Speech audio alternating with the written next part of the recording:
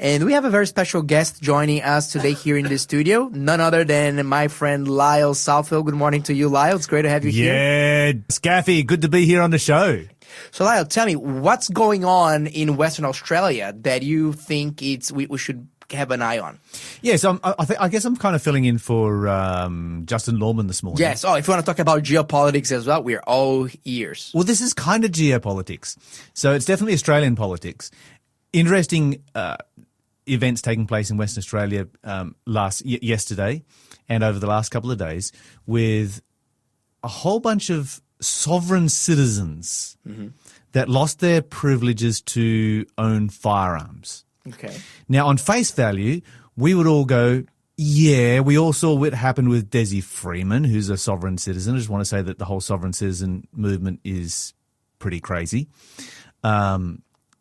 And so we don't want those people to have access to firearms. You know, that's sort of like an obvious knee-jerk reaction to, you know, to that kind of a situation. And Western Australia has looked at that and have gone, okay, we're going to remove all firearms from sovereign citizens. And so they've, you know, rounded a bunch of them up, taken off their firearms, etc.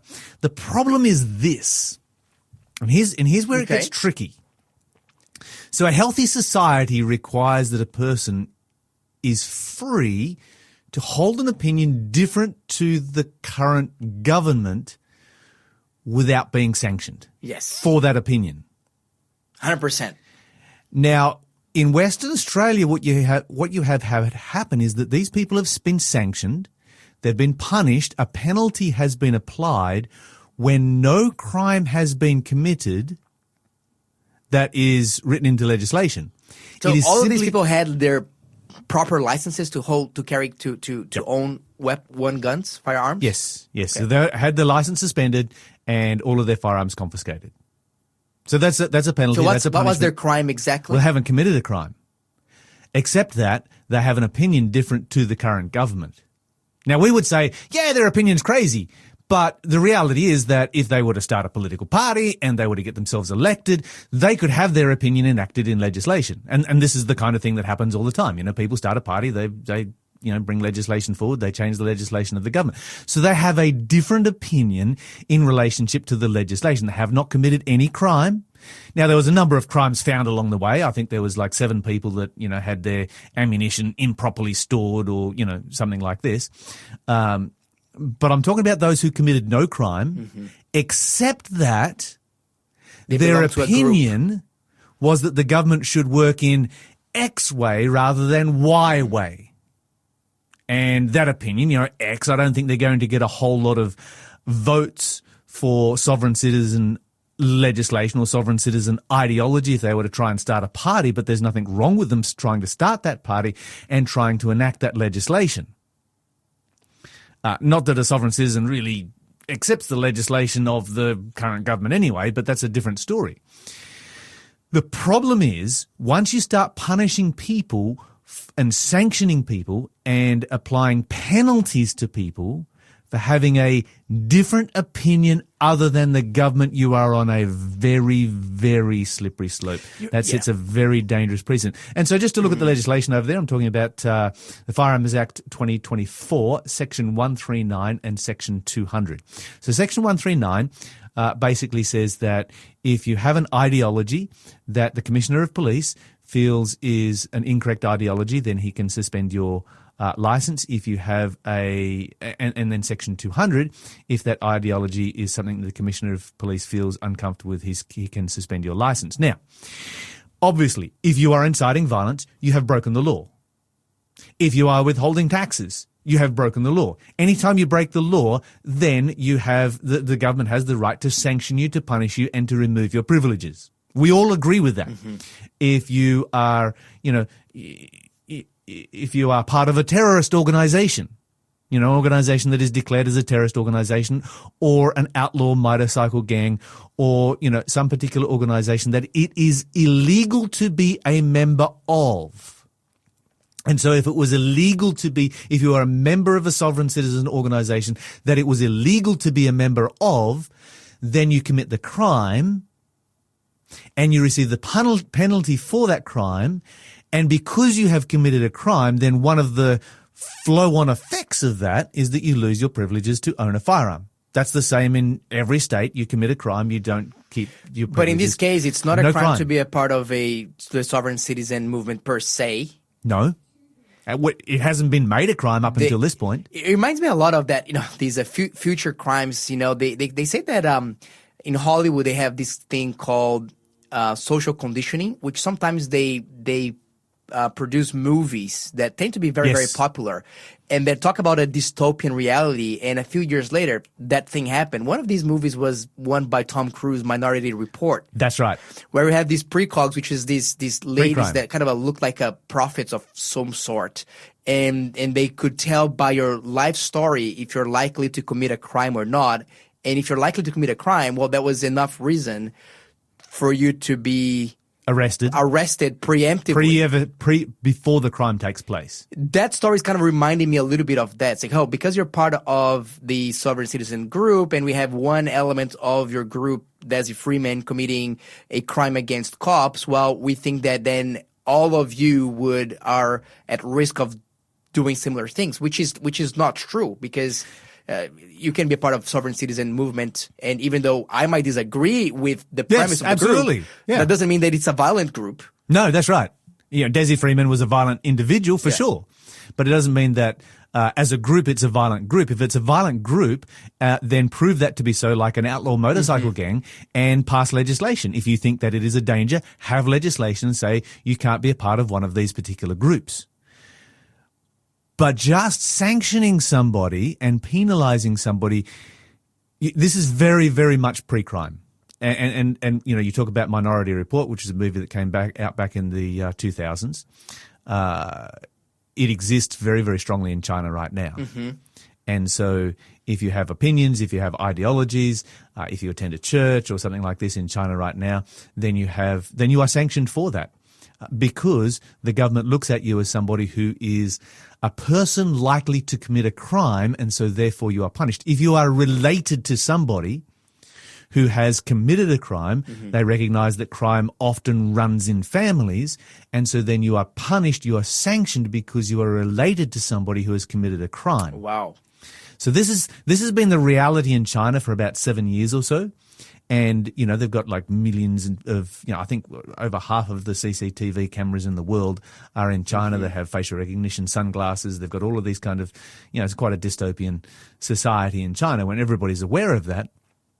It's a little bit strange. It feels a little bit weird and off-putting when that comes to Western countries, and in this case, Western Australia, where it creates a precedent, and this is what worries me, is like, okay, you create a precedent where you can remove somebody's privileges based on the idea that they may commit a crime.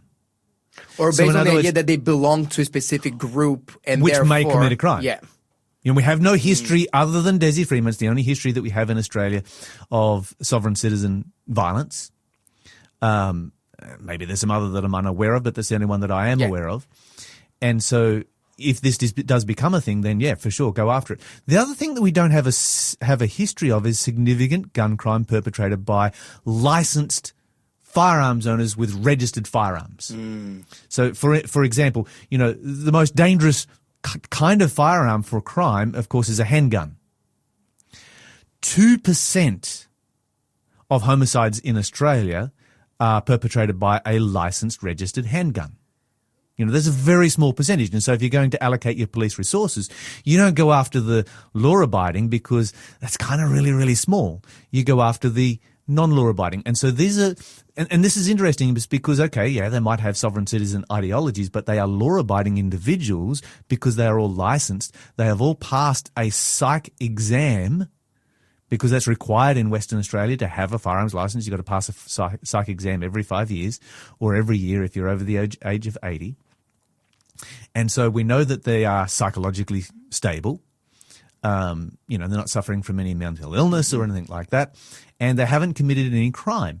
So the next thing that goes is, if you can do that for firearms because you don't like their ideology, can you then do that for driving because you don't like their ideology? Quite a number of mass murderers around the world have done so with vehicles. It's very true. Then take that another step further. Let's say that you don't like their ideology. Can you restrict their opportunity to do commerce, their privilege to do commerce, because you don't like their ideology? And for students of Bible prophecy, you can kind of see where the slippery slope goes, because the Bible talks about people being restricted from doing commerce because of their ideology. Not because they've committed a crime that is against the law. And certainly, when you look at what Revelation 13 speaks about, there will be legislation that will mean that, people will be committing a crime that is against the law just before Jesus comes back.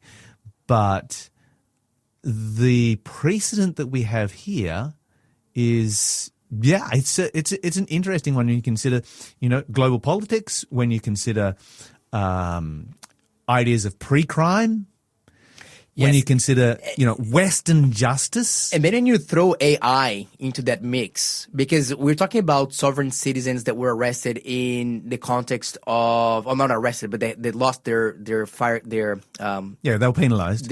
Their guns licenses, but they were, as from my understanding, they were part of they were part of a sovereign citizens rally or meeting or gathering or in Western Australia. Is that part of... Yeah, I've been trying to find out some more details on that. There was an event. And I would imagine that these are sovereign citizens that, it's not just like your average sovereign citizen. These would be people who would be leaders within that kind of organization. I would imagine. I don't know. This is my thing, governments do know already a lot of information about me and you and so on. That's part of it. Yes. But with AI, they basically know every word that you say in the presence of a smartphone is being recorded stored. Absolutely. So if they want to have something against you, Lyle, for example, or me, Scaffy, they actually know 5,000 things about you.